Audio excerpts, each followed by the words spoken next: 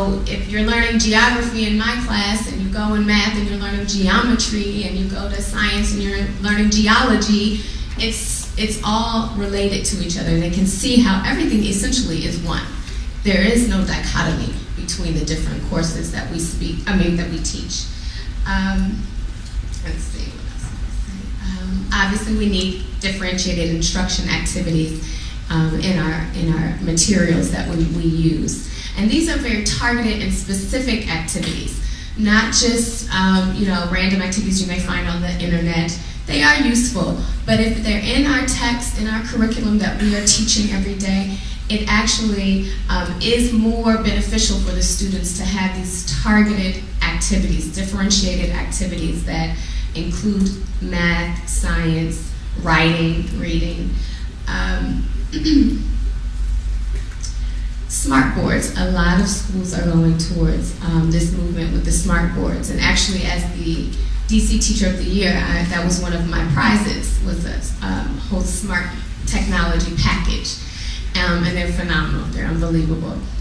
So what we need, since a lot of schools are heading towards this direction, are lessons to go with the smart boards. How can we use these in the classroom so it's not just something that you go up and touch and wow. No, we need actual lessons for the smart board technology that a lot of schools are using. As we transform from the teacher-centered classroom to a student-centered classroom, we need the use of the WebQuest. I'm not sure if you're familiar with WebQuest. I use them with my classes all the time. I teach, like I said, social studies, so it's very helpful.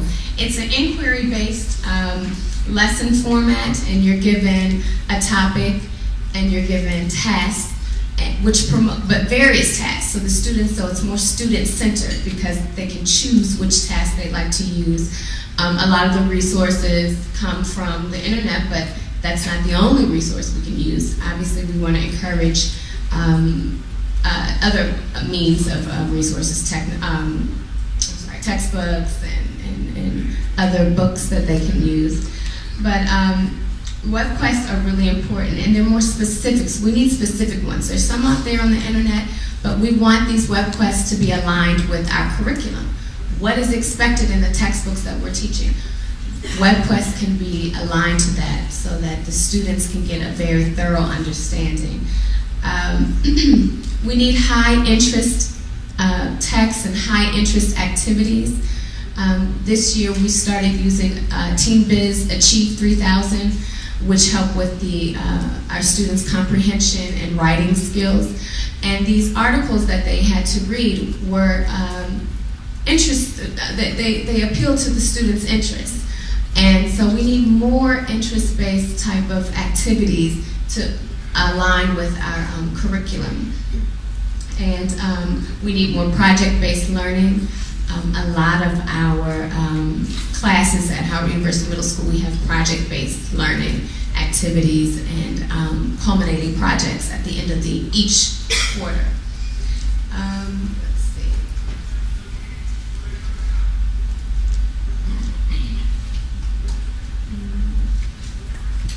Now, as far as the teacher is concerned, we need professional development all of the time, constant.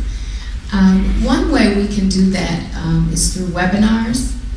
And webinars they can be instant, like seminars, or you can save them, you can archive them online as well.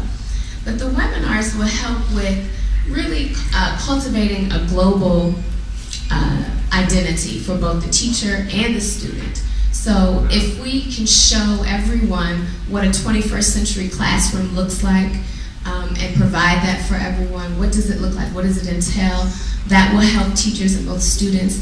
If we could see international classrooms, what's going on around the world. You know, we're compared to school systems around the world. Well, what are they doing in their classrooms?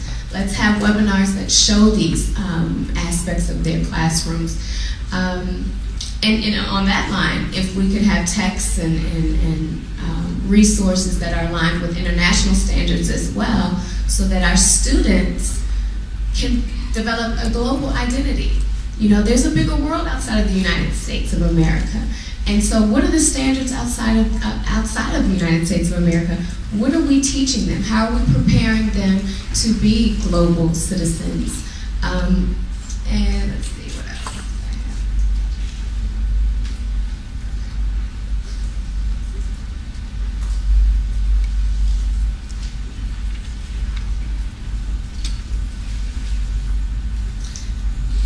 One thing we like to see as well is it's on the lines of cross-curricular activities, but having more reading and writing assignments in various texts for science class, math class, basically providing methods for teachers to teach reading skills in their science class.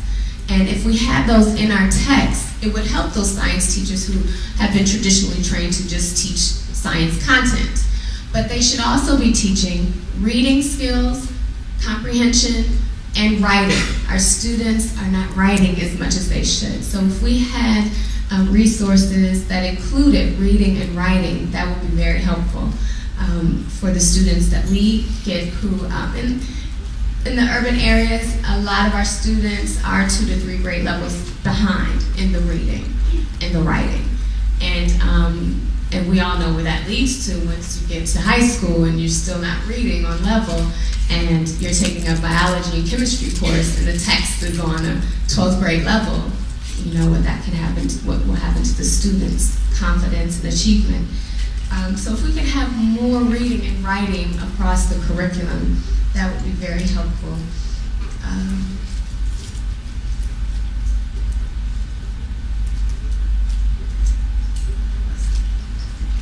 I think I'll stop there. Thank you very much.